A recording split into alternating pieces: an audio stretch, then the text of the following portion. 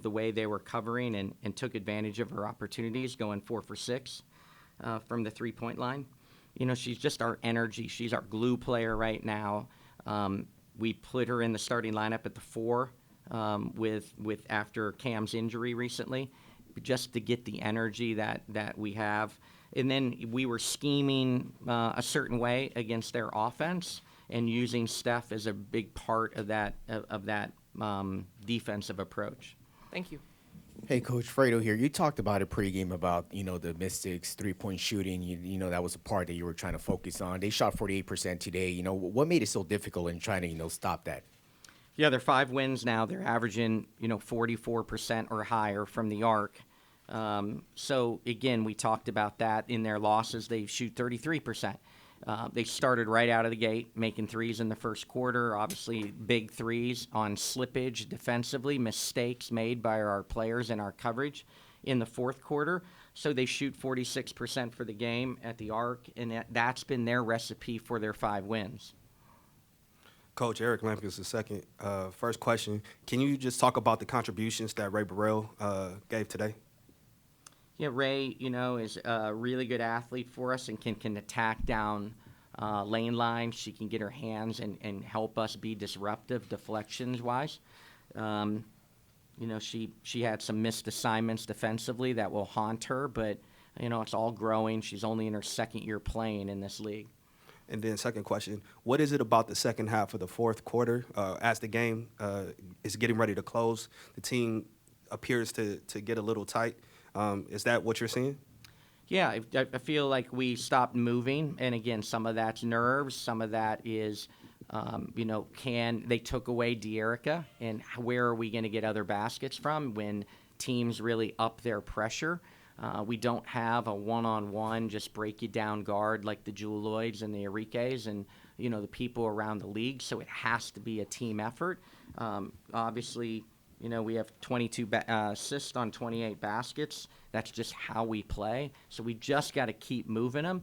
We got a 14-point lead in the fourth quarter, and we started taking quick threes very early in shot clocks. And that's just not time and score awareness that we may pass up some of those threes early in the clock and try to really keep them moving. So, again, you just got to keep putting this team in that position.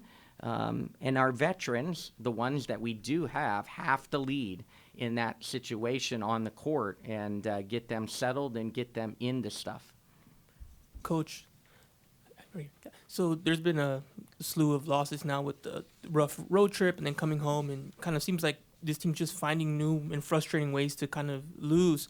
As a coach, with a mixture of youth and veteran leadership on the team, what do you do to kind of galvanize them in this moment and make sure they try to finish strong, knowing there's an Olympic break, which will be another month off in between? Yeah, I thought we did a lot of good things in stretches. It's not going to feel good because of the fourth quarter and ultimately the loss. So that you've got to. It's never as good as you think, and it's never as bad. So, again, we'll look at the first 3 quarters, and there'll be lots of areas where we weren't quite as good as we thought. And then the fourth quarter, we'll look at it and be like, well, we did some decent things. We just got to go reward ourselves. In a 2-point game, shooting 60% from the foul line doesn't help you either.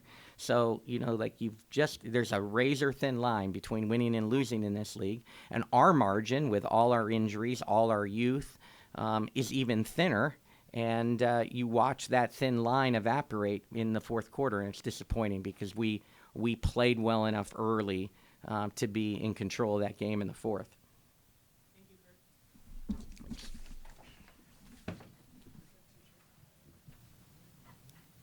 My question's for Hamby here.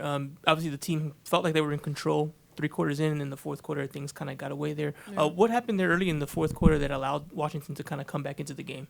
They hit some timely shots, and we started on offense kind of going away from the things that were working and having empty possessions. Couldn't get stops. Hey, Dearica, first of all, congratulations on your All-Star selection. How do you take a moment like this and create your next moment for the team? Because we understand the frustration. We see it. We're here.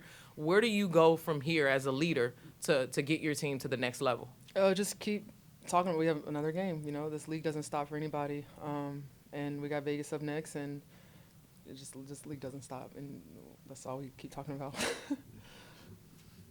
Aari, just when you see what happens there late and you guys can't really get anything going offensively, Coach said, you know, he depends on his leaders on the court to be there to step up for the young players. You as a point guard, what do you think you can do to kind of help, you know, get things going when things kind of go in disarray? I think for one, when we're in those droughts where we can't score and we're not getting stops, I think I can do a better job of just making sure we're composed and just taking a deep breath and just letting the team know that, you know, we're still in the game. Just keep doing, you know, what has got us successful throughout the game. Just following up on that, you know, when you have basically 3 quarters when things are working, what makes a team kind of go away from that, from your experience? I think when teams go on a run, which is natural as basketball, but, you know, with a young team, we tend to kind of go within ourselves and lose sight of, like, the bigger picture, staying patient. And I think it was about 4 minutes left. I said, like, just be composed. Like, we don't have to play like we're down, but we need to, like, run clock and be smart about that, and just couldn't do it.